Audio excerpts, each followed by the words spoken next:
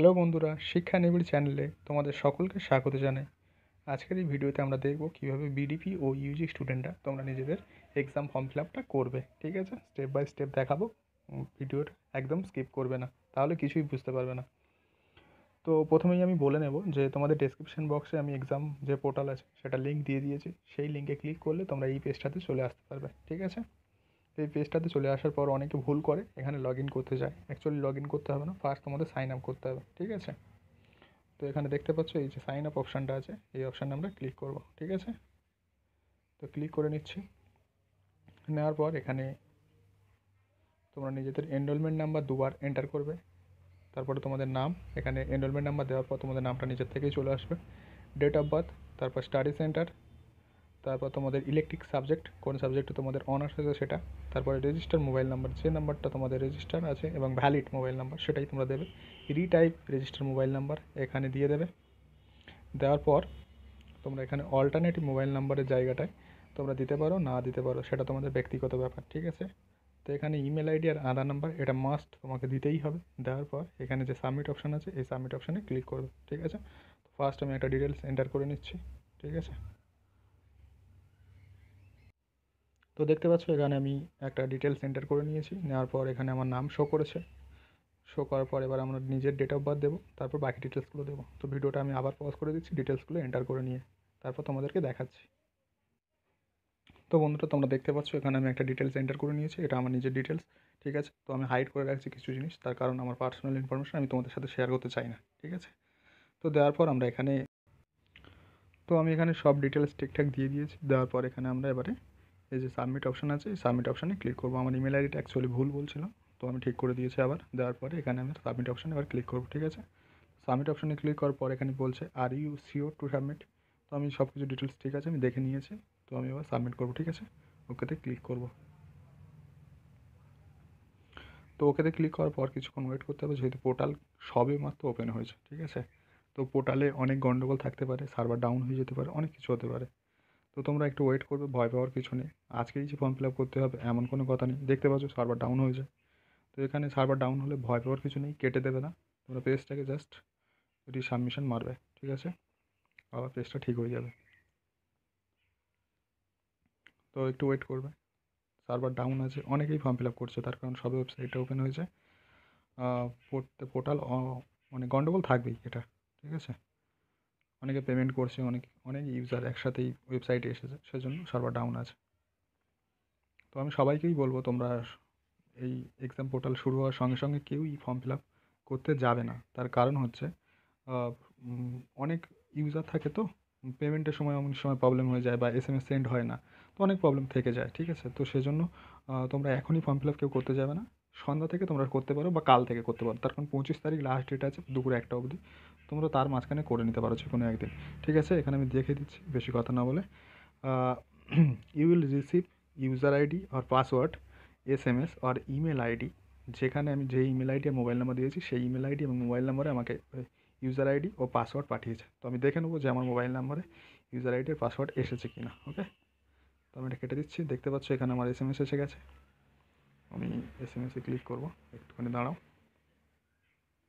তো দেখতে পাচ্ছ এখানে আমার পাসওয়ার্ড আর রেজিস্ট্রেশন মানে আমার এনরোলমেন্ট নাম্বারটা চলে এসেছে। আমি এটা দিয়ে লগ ইন করবো এবারে। ঠিক আছে, তো আমি ভিডিওটা একটু পজ করে দিচ্ছি, এখানে ওকেতে ক্লিক করলাম। করার পর এবার আমরা এখানে লগ ইন করবো। ঠিক আছে, তো আমি আমার এনরোলমেন্ট নাম্বারটা দিয়ে দিচ্ছি 1920।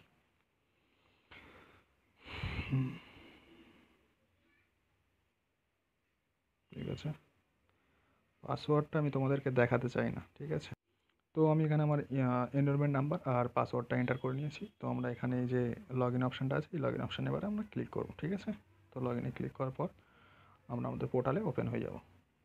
তোমাদেরকে আমি বারবার বলছি, ভয় পাবে না কেউ। ঠিক আছে, নর্মাল জিনিস, খুব বেশি কিছু বুঝতে হয় না। এখানে এক্সাম ফর্ম ফিল আপ সবাই ফোন থেকে করে নিতে পারবে। ঠিক আছে, তো এখানে আমার ডিটেলস চলে এসেছে, আমার ফটো, সব কিছু। তো আমরা এখানে জাস্ট ক্লিক করবো, এই যে এক্সাম ফর্ম ফিল আপ, এই রাইট মার্ক দেওয়া আছে এই অপশানটাতে, এই সবুজ অপশানে আমরা ক্লিক করবো। ঠিক আছে, ফর্ম ফিল আপ করার জন্য। ঠিক আছে, তো তোমাদের একটা জিনিস বলে দিই, যে এই যে ফর্ম ফিল আপের অপশানটা আছে এখানে পেন্ডিং দেখাচ্ছে, তার কারণ এখন আমি ফর্ম ফিল আপ করিনি বা পেমেন্ট করিনি। যখন আমাদের ফর্ম ফিল আপ হয়ে যাবে এবং পেমেন্ট করা হয়ে যাবে, তখন এখানে দুটো জায়গায় ডান বলে দেখাবে গ্রিন কালারের। ঠিক আছে, তো আমি সেটা ফর্ম ফিল আপ করার পরে তোমাদেরকে দেখাবো। তো আমি আপাতত ফর্ম ফিল আপ শুরু করছি, ঠিক আছে। এই অপশান আমরা ক্লিক করছি। ক্লিক করার পর তোমাদেরকে আমি বারবার বলছি, এই যে এখানে যে কটা সাবজেক্ট আছে, ঠিক আছে, তোমাদের সব সাবজেক্ট ওটা তোমরা সিলেক্ট করবে। একটাও সাবজেক্ট যদি বাদ দাও তাহলে সেই সাবজেক্টের এক্সাম তোমরা এই ইয়ারে দিতে পারবে না, ঠিক আছে।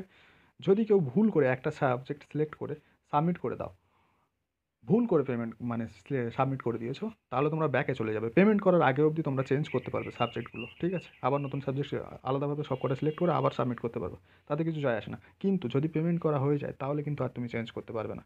তো এখানে আমি সব কটা সাবজেক্ট আমার সিলেক্ট করে নিচ্ছি, ঠিক আছে। সিলেক্ট অল, এখানে দেখতে পাচ্ছ যেই আমি সিলেক্ট করে নিয়েছি সব কটা গ্রিন কালার হয়ে গেছে, এই ইয়েলো কালার হয়ে গেছে।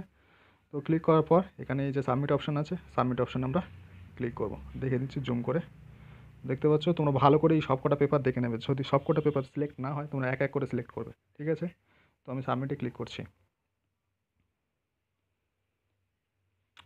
সাবমিটে ক্লিক করার পর এখানে আমাদের সব কটা সব পেপারের পাশে রাইট চিহ্ন চলে এসেছে এবং আমাদের কত টাকা সাবমিট করতে হবে, মানে আমাদের যে টাকাটা 830, আমি থার্ড ইয়ার যেহেতু, তো আমার 830 টাকা লাগবে। ফার্স্ট ইয়ারের 1040 মতো লাগবে, সেকেন্ড ইয়ারের 725 মতো, আর ব্যাঙ্ক চার্জ 35 টাকা মতো লাগে, ঠিক আছে। তো আমি থার্ড ইয়ার, আমার 830 টাকা লাগবে। তো আমি এখানে বেশি কিছু করবো না, এই যে পে অপশানটা আছে এই পে অপশানে আমি ক্লিক করব, ঠিক আছে। তো এই পে অপশানে আমি ক্লিক করছি।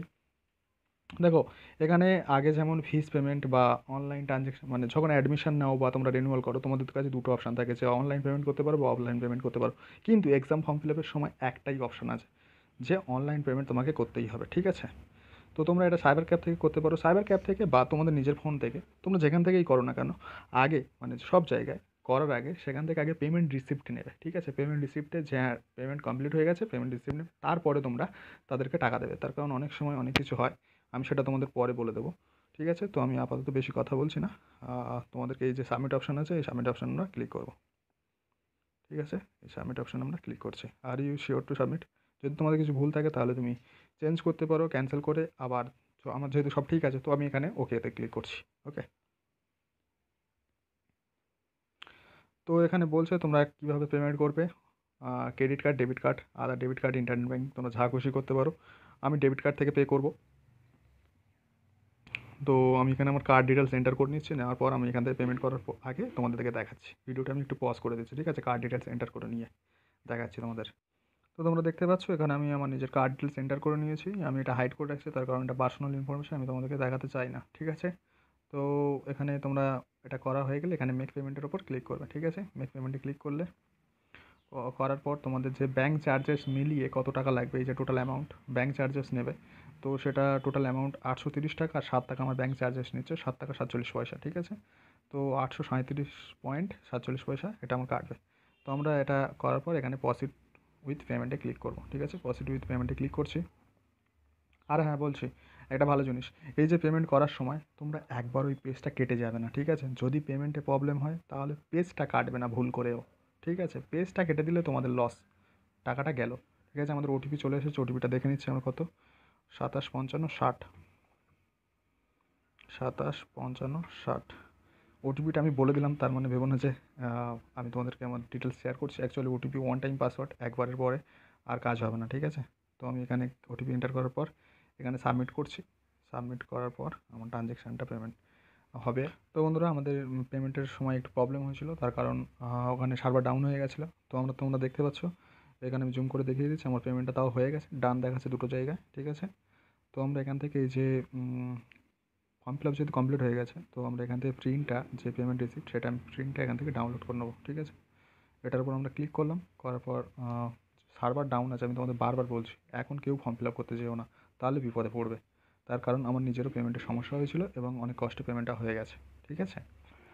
যেহেতু আমরা জানি সেজন্য আমাদের পেমেন্ট করতে অতটা প্রবলেম হয় না, ঠিক আছে।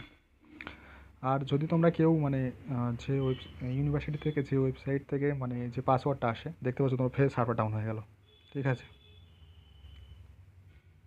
সার্ভার ডাউন হবেই, তাও আমরা করে যাব, তার কারণ আমরা জানি যে কোথায় কী প্রবলেম হয়।